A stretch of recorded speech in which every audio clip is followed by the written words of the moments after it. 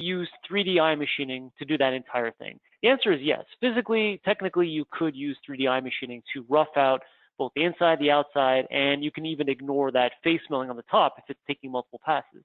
That one tool is doing all three operations. Why can't you just do that all in one? Well, the challenge comes that in the 2D eye machining toolpaths, you actually have the option of adding a finishing path. We've seen this before, the eye finish. And in 2D eye machining window, that's literally just checking these boxes here to finish walls in the case of the outside eye machining. If we just go to the geometry section using this section here, it's recognizing the outside for us, which is a great option for the outside of a part.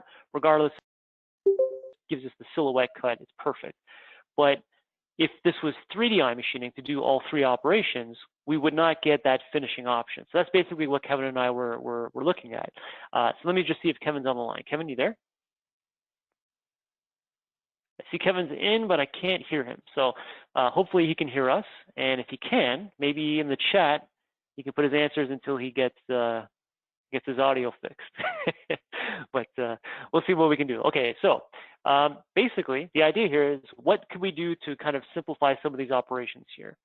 And what we can do is replace that with 3D eye machining. So basically it would do the top, address the fact that with that same tool, we'd like to do some finishing. I'm inclined to use 3D eye machining only because, like I've mentioned before, it is the flagship tool. It's the one that I would start with just for the simplicity of it. And what that actually does is gives us the benefit of also using tool 11 in some of these pockets, if that's even possible. Because you see somewhere else down the line, he's got rough pockets, and he's got basic recognition doing almost the exact same thing. There's some multiple depths there. With the 3D eye machining, because of the fact that it automatically becomes a rest operation, if I load in tool 12, then it will do those pockets for me using eye machining. So it's kind of, I'm looking at this from a little late. I don't know what tools 11 and 12 actually are, what their size are, and what limits they would have going to those pockets. But looking at this just superficially, that's the first thing I would want to do. But let's see, Kevin, are you on the line? I'm here now. Okay, perfect. So I don't know how much of that you heard, but basically I was just reviewing what you and I talked about before we got on the line with everybody, that I was thinking 3D eye machining to replace those first three, but you were trying to say something about the limitations of that. Yeah, so this part actually came, I don't know, I missed pretty much everything, but this part came from one of you guys. And basically looking at it, send it over to us and how can we simplify this part in his programming. And so we actually looked at it to kind of do a 3D eye machining to kind of eliminate that face mill operation, as well as the eye machining for the outside and inside. And what this customer was doing is finishing, or I'm sorry, just roughing with the 2D eye machining for the inside and the outside. And if we did a 3D eye machining, we would still have to come back and finish up those faces for that inside bore and the outside. So what I did is inside the 2D eye machining, I left the face mill alone because we were already using tool number 11. But with the, I guess we could do 2D eye machining for the top as well to eliminate that face mill operation. But between, I mean, face mill and 2D eye machining is going to be the same thing tool path wise, but the eye machine would produce the feeds and speeds for this particular customer. But yep. So what we did is we turned on finishing, so this way the customer got a good finish on the inside bore as well as the outside of the bore for those two eye machine operations there. Now I can't remember right offhand, but where it's talking about roughing out the pockets, we may just need to turn that one on here.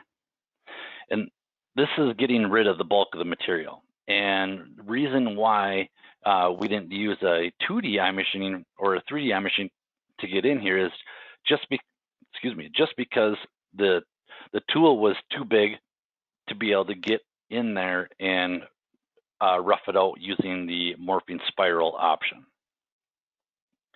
So that's why we had to switch it over, or why this customer switched it over to a pocket recognition at this point instead of just doing iMachining. Now, moving down the list, what we did here is did a Hsm Prismatic, and reason why, well, we could use Hsm Prismatic or Hsm Horizontal, but what this will do is go in there and do a step down, cleaning out or finishing those walls and the floors at that point. So as we get fully engaged in there, you can see that we're starting to take our step downs going into there and doing a nice helical entry going through there. Now, some of these look like they start at the top of the fillet. Is that? Yep. Is that accurate? Yeah. Okay. I guess because the roughing pockets stopped there only because of the shape of the tool. Correct. Yep. Yep. So now what we were able to do is actually eliminate, you can see I suppressed a lot of the operations in there.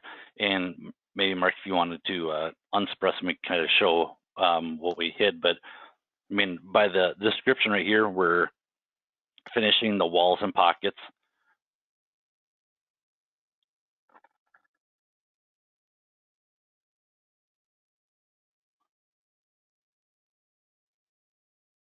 So we're finishing the walls and pockets right there, where we were actually able to do that with the iMachining operation now, as well as using the HSM to finish off those flat floors in there.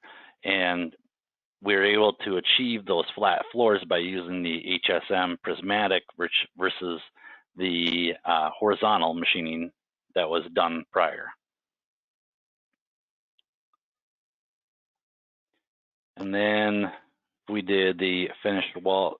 So this one is just doing a finished path going around, but we were able to achieve that with the, again, with that Hsm Prismatic now versus going through and doing multiple different operations for each one of those. So, and that's kind of like what Mark and I have been talking about for the last week when we've been programming that 2D part is, you know, even though it's a 3D path, take advantage of those 3D paths to finish off those contours on a 2D part.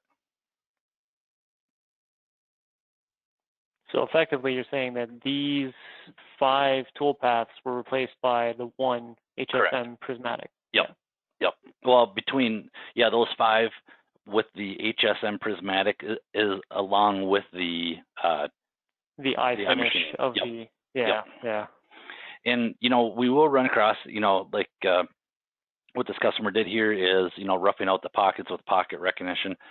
iMachining needs that room to be able to morph around in there. And, you know, as much as we'd like to have iMachine do everything, it just didn't have the room to fit in there. It could fit in the larger pockets, but it couldn't go in those smaller areas. So that's why we, or the customer switched it up to go that route. So that one we weren't able to do anything with just because we don't have enough room. The only thing I guess we could have done is went with a smaller tool, but looked at the time factor and tooling cost to order in a tool per se, and, you know, waiting for that, where he had the part, he had all the tools ready to go. So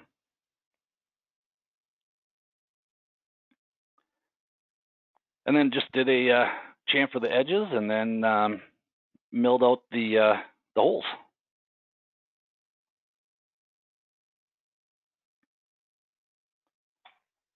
No, looks like a good example of what you could do and what kind of considerations you'll make as well. I mean, like we were just saying, these 5 tool paths were added, saw how they worked, and then when you suggested that one tool path can do all that, that one tool path isn't just replacing those 5. It actually is a recognition tool path. So no geometries probably had to be chosen there either, correct? Correct, yep. Which is a real big part of that, because as you guys know, as you're programming, as you're going through, to be able to not have to pick geometries and levels and all that stuff would definitely save you time on the programming side of things.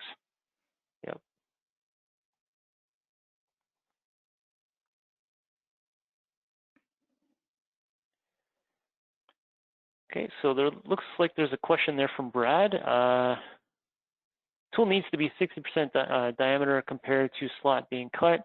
What's the ideal tool diameter for to channel width for iMachining? That's now different now, isn't it, Kevin? Isn't there some sort of helical entry we can toggle? Yeah, so now in the settings, in the local settings right there, you guys do have the ability to change that size. So if we go to iMachining, so right now our minimum is going to be 170, but now they've turned on the ability to go all the way down to 110%. Now, obviously, you're not going to want to use 110% on titanium or those hard materials, but you do have that option there if you want to do it. And maybe since we're kind of doing a training class here, let's try it. Let's suppress that the pocket recognition one, and let's do a 2D iMachine with 110%. Okay, so 110%. What tool would be able to go in there?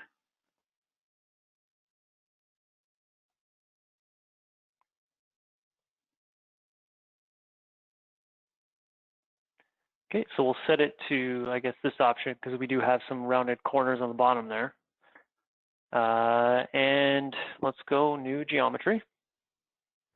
So which one of these pockets do you think would give us the most trouble? Probably the smallest one there. This guy? Yep. Yeah, probably. I'm just looking at the thinness of it, the bottleneck of it. Yeah, that one's probably good. All right, click yes. And which tool on your list, because I'm not familiar with your list. Yeah, let's go with tool number 12. Tool number 12, we use the same one. Okay, so tool 12.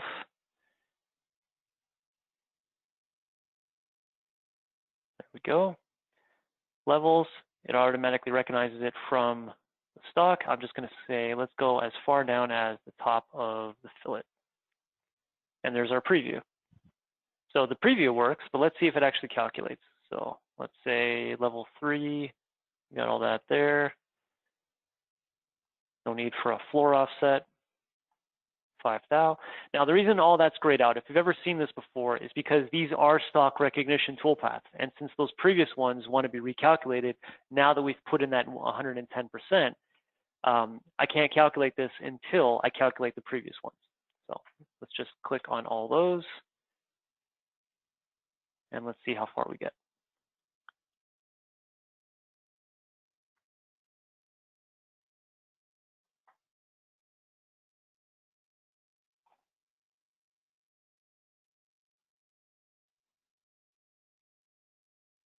Okay, looks like we were able to do it. And with 110%, that tool is able to fit in there. It's a really tight helix, but once it gets in there, you can see that it actually is still able to do a little bit of that kind of separation channel kind of movements. So that pretty much means that if we did set it to 110, then we don't need that pocket recognition. We could set it to possibly 3D iMachining. If we're planning on coming back and doing the Hsm Prismatic anyway, then 3D iMachining can then replace that pocket recognition.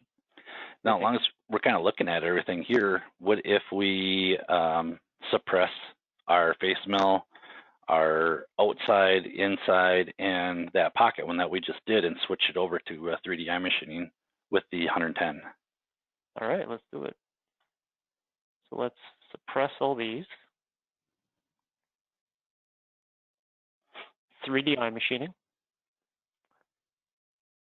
So target based, we'll get it to do the entire part. We'll start with tool 11.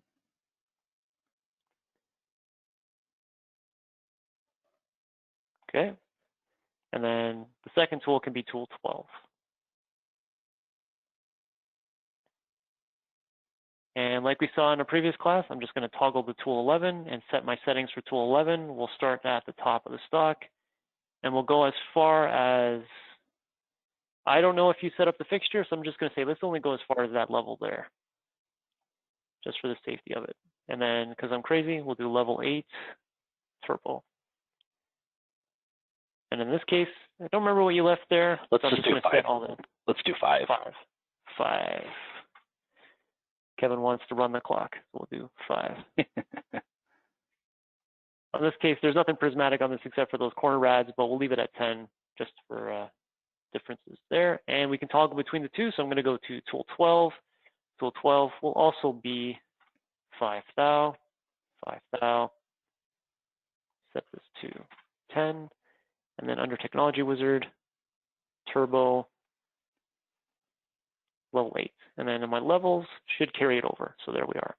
So in one 3D iMachining, we've programmed 2 different tools. We know since we set this to 110, it should calculate. I've already suppressed all those other ones. That's why these are open for calculation. And you can see it's already started to calculate that first bit there. So while this is calculating, question from Brian. So, but is that actually faster in runtime? Sometimes iMachining in small gaps is slower than other methods. My rule of thumb is the depth of the cut. So if you're talking about the single depth of small gaps, like a width or a slot or anything like that, it's always a depth that you're going to see the reduction in cycle time. Because if you have to take any multiple depths, that's usually where you're eating up your cycle time. I don't know about you, Kevin, but that would be my cycle time of iMachining versus regular pocketing or profiling. It's a matter of the geometry, how complex it is. So if there are fillets that 3D iMachining is taking care of, obviously that's going to take longer, but you're saving yourself a little bit of pressure on the tool when you go to use a ball mill or something on some sort of radius, or depth of cut. If you're talking about one level, one depth of cut in a pocket and one depth of cut in iMachining, the pocket's going to be faster, only because it's not doing all those little tricoidal movements. But what would you say, Kevin? Yeah, you know, to Brian's point, he definitely does have a good point, because doing that morphing spiral inside a very small little area does eat up a lot of cycle time. So there is, I mean, iMachining is not the win-all tool path, but it, like Mark's saying, it all depends on the geometry. So instead of doing these tiny little morphing spirals, it would automatic, if you switch over to a pocket, then you're taking a lot less of those morphing spirals. But you got to remember, when you get to that point too, is we could be hurting our tool a little bit at that point. So kind of to show, the 3D iMachining is not able to fully fit in there, even though the 2D iMachining was. And we may be able to, I guess I haven't, we're we're definitely doing a SolidCAM live right now. So I don't know what's going to work and what's not going to work. Maybe, Mark, if we switch it over to Prismatic instead of 3D General.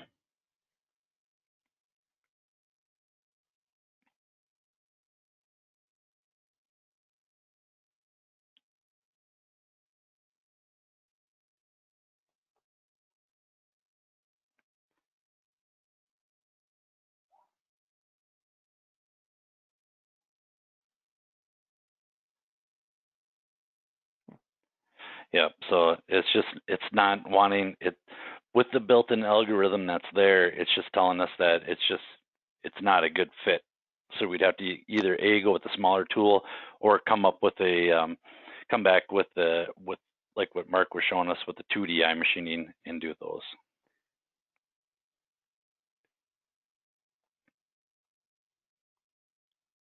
Which is probably not the biggest deal, because what we can do is do a multi-select if I'm right. Again, we're doing this live, so if I fail, you guys will get a laugh. But let's see if we do faces, internal loops only. And if I click on that face there we go. So I chose all those edges in one click. Obviously, we don't need the middle one. So what is the middle one? Middle number 4. Just delete number 4. But otherwise, I've somewhat recreated what pocket recognition or 3D iMachining Prismatic would have done. It would have found those pockets for us.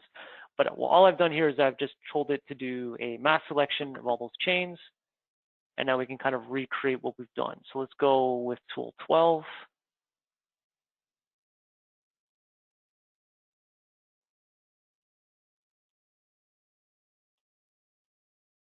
Okay, and then levels, automatically recognizing top of stock. I'm just going to say, I'm going to imagine, hopefully, that these are all at the same depth there. So there's our preview. You can see that it is a stock recognition, so the 3D eye machining, I guess it's done something there so that it recognizes that material's already been removed. Let's go and take that, take this back to 0. So basically recreating everything we've just done. It's 2D eye machining, so it automatically is going to do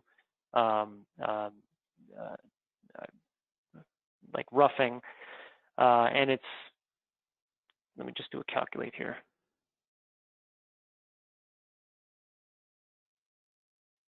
So I could set up that eye finish as well, like we had previously, but we do have a Hsm Prismatic coming up, so I'm opting not to do that. Let's see what happens. Yeah, it looks like once we get that preview. Still gets a little too skinny in some of those areas. Yeah. So, and at this point, you know, what we could try doing is reducing our wall offset to something even smaller. But this kind of goes to that same lines what Brian was talking about, is all that little tiny tool path there definitely does take some time.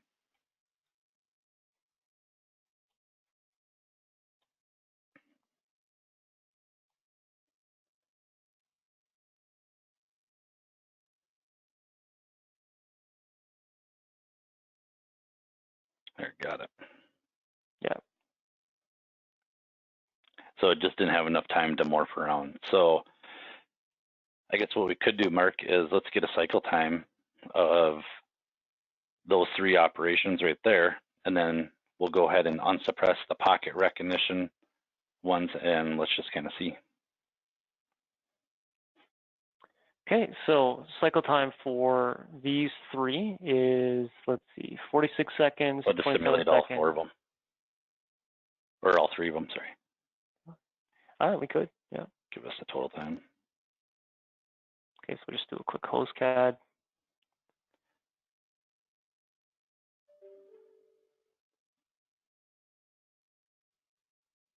Okay, 2.5 minutes. Okay.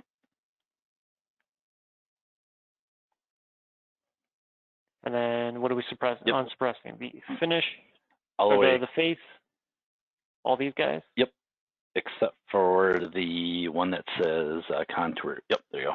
Yeah, all right, so let's unsuppress these.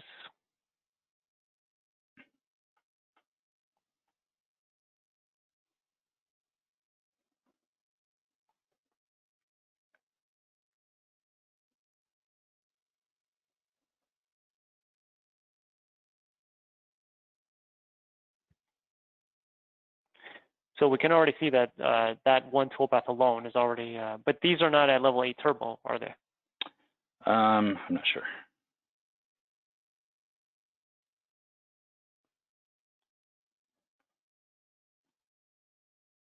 No. What would you like to do? Put these at level 8 turbo just to do apples to apples? Yep. All right, level 8 turbo.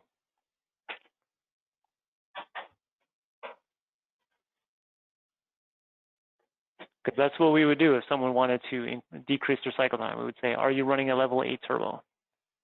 And if you're not, why not? Vacuum fixture, using the collet holder, letter.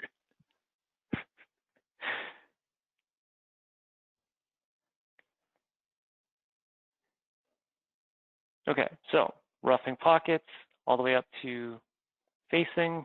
Let's do a simulate in our HostCAD.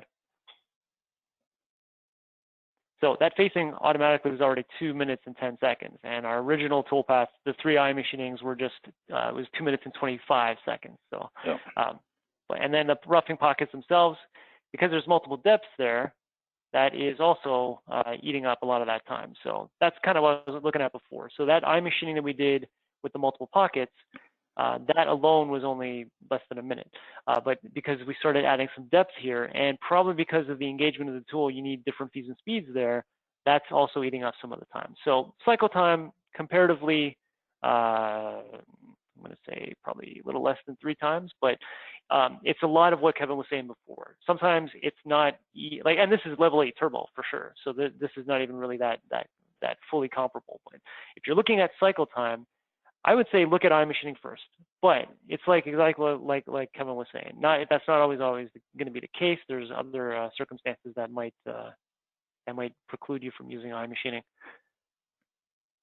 Yeah, and I guess where we see it a lot is, where a customer will use 2D or 3D iMachining versus a pocket operation is like doing one-off parts. So he'll program this one part, he'll get through it real quick, start running on the machine, where then he can come back and start programming onto his next part. So cycle time may be just a little bit longer for him, but where cycle times are really not very important for him, it's more or less the programming time, because the programming time may take longer to kick out these parts than the cycle time. So kind of, the double-edged sword at that point. It's all how you guys work in your own shop there. For sure, yeah. Where like every one of these times we're talking about, cycle time or programming time, that could be the bottleneck in the entire life of the part. So anywhere you want to trim that time, there's something inside SolidCAM to help you with that. Yeah. Any questions, guys, kind of on this? Yeah. I know this is a little bit different, kind of running through a customer's part file and kind of showing what we can do to kind of trim the fat off. But Brad, we're still waiting on a part to come from you so we can do that start to finish programming.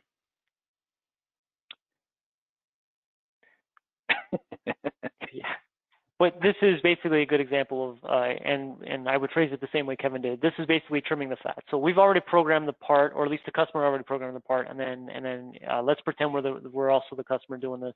We're looking at what we've done, and is there anything we can revisit with either the new package we've probably recently purchased, or new ideas, new tooling that we have.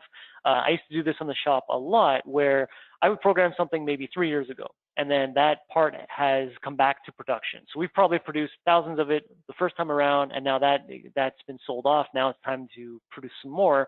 And the code, the program is 3 years old, but things have changed. Maybe we got some new updates to the software. Maybe the software itself has been improved. For instance, if you guys have been using iMachining for years, you could probably look at your old files now, and when you open it in 2020, now with the stock recognition, probably eliminates a whole bunch of other stuff. You don't even have to do some certain toolpaths anymore because you have stock recognition in your iMachining. But this is a good example of not only starting to finish, but this is now something that comes after the fact, the trimming of the fat, trimming of that cycle time. I definitely would open up my old files in the newer versions of the software just to see what I can do now with the new tooling we have, let's say new fixturing. Kevin brought up a good point. I would say, why aren't you using level 8 turbo? It's probably because you're using just some, flimsy kind of vise, or you've got some vacuum fixturing or something like that. Whatever the difference is from before to now, that could also help to inform how to reduce your cycle times and that sort of thing. So, and go ahead. What you guys can do too is, if you guys have a part that, let's say, you programmed and, like Mark was saying, 2-3 years ago, and you want to revisit that part, set up a online training with Mark, and then you and Mark can go one-on-one and start trimming off fat too that way, or trim down cycle time. I've been cooking out on the grill too much. It's been nice. Yeah, I was going to say, I don't think we're going to be trimming anybody's fat.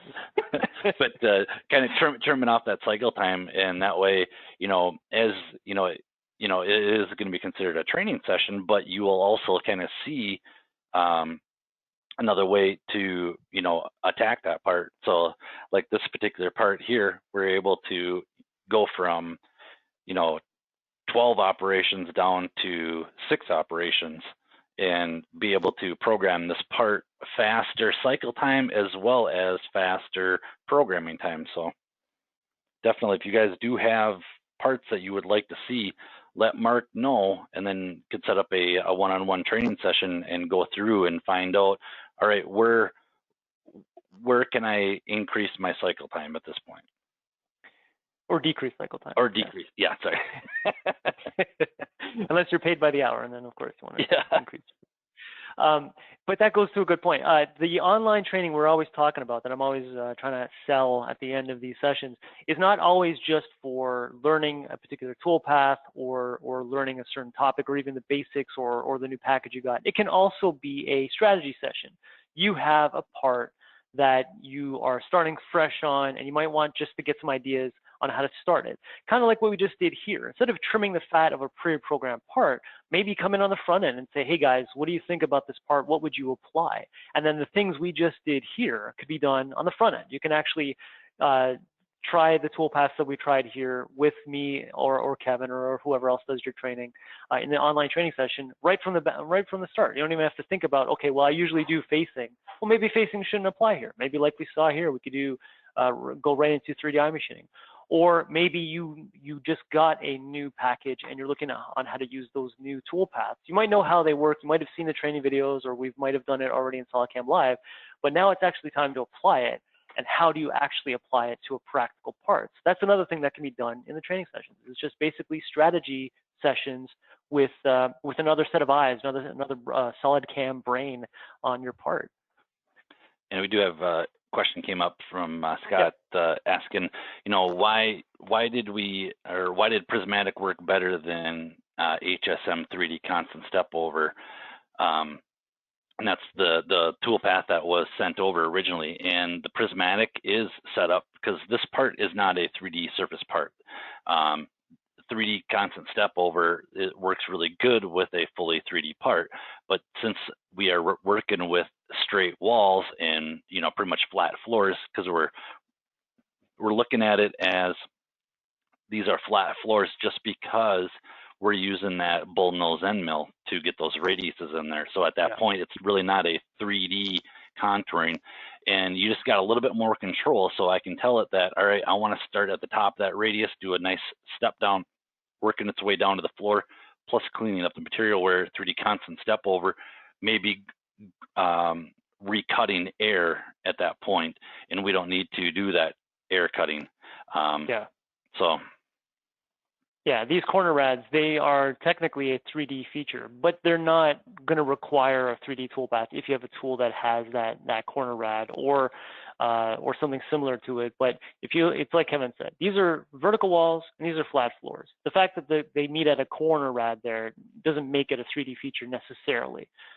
So I also would have looked at Prismatic, or maybe like we talked about previously, like a constant Z combined with a horizontal, if I was looking for that sort of level of control. But over the years, Kevin has convinced me on the Prismatic side. So I always lean towards the Prismatic side only because, Kevin's a KevCam doctor. You gotta listen to him. But I like the look of one roughing tool path with 3D eye machining and doing all the whole thing, and then with one HSM strategy that looks like it applies to the most of it as well. So it's kind of like Kevin was just saying. If it's two tool paths, those are the only two things I have to worry about. I have to calculate it, but it's really just two things, so my programming time is less. And then in terms of the cycle time, 3D eye machining obviously is going to reduce it, but I didn't even actually apply the 3D constant step over, so I wouldn't have known if it was working or not. But my first go-to would not be 3D constant step over anyway, because like Kevin said, this doesn't look like a fully 3D part. It has a couple of corner rads, but from the looks of it, I would look at it as just a series of pockets. So my go-to would be either 3D eye machining Prismatic, or like we saw it didn't work, I would say, okay, well, I would do that multi-chain selection and then just do just a whole bunch of 2D eye machining. Yeah. Now, a question for Scott. We do have a couple people asking for this part file. Scott, I'm going to kind of leave that up to you. You just write yes or no, because that is his part file. So if you just want to let us know, Scott, in email or in the GoToWebinar here, if that can be shared with other people. If we're allowed to share it, yeah. Yep. Otherwise, I think, isn't there a part very similar that is just Prismatic parts with corner rads in our default directory? Well, that's pretty much the one that we just covered yesterday. Oh, okay. Yeah. Is the one I have in mind, but okay. So we'll get that. Mark can send that part file off to Brad and go from there. Okay. Any other questions, guys? And if you guys do want to see some more parts like this going forward, send them over to Mark, and we can kind of program them live. And it's kind of nice to, from your standpoint, to see a different take on things. Mark would program this part a different way than I would have programmed it. So we can definitely program those live in front of you as well. But I think we did get the talking for earlier in this week that we'd like to see some more turning stuff in here, Mark. So we're gonna have to start getting into turning. Okay, yeah, we'll start fresh on a turning part. It's actually the part that I'm thinking of, unless someone sends me a good turning part. I'll do the part that I started on Memorial Day, but not too many people showed up, so we'll start fresh on that one. That's actually a default demo part, so it's easy enough to show off a lot of the different features. We'll start from scratch on that. We can also cover a little bit of another talking point on things like how do you generate your target profile in turning, the differences between those different options. But yeah, we'll start turning tomorrow. For today, we'll end it here. Kevin's going to put my email in the chat section. So if you do have any other parts you'd like to see, especially turning parts, because it looks like Kevin said, there's a lot of requests for turning. We haven't covered a lot of turning, so we'll cover turning starting tomorrow. But if you do have a unique turning part that has presented you some challenges, please forward that to me using the email that's in the chat section, or just any general topics relating to turning, relating to milling, the software in general. You can use that email as well. We talked a little bit about online training. If you're interested in getting that personalized online training, feel free to use that email as well to request the training. If you don't already have training hours, just contact your local salesperson. But if you do, all you need to do is just let me know when you're free, day and time, and then we'll match your schedule and we'll schedule a training session for that. Basically, we use the same format. It's just GoToMeeting, send you a link, you get in there. But the difference is you'll actually be able to talk to us. So you'll be able to use your phone or your mic and speakers on your computer to talk and give us your questions live and tell us if you think I'm funny or not, or if I'm boring you. Yeah, probably not. If you know anybody that can benefit from SolidCAM. SolidCAM Live as well. I mean, you can send them this link and they can log into the same free training session we do every day that you got in your mass email. But if they are looking for a new software, let them know about SolidCAM. You're entitled to a $100 gift card. If they buy SolidCAM, you get that percentage. You get that 20% finder's fee just for letting us know who they are and that they're interested in getting SolidCAM or InventorCAM or whatever other products we currently sell. But like I said, we will continue this for the rest of this week till the end of the month, 2 p.m. Eastern time. Till then, stay safe, keep your family safe, keep busy. Talk to you guys tomorrow. See you guys.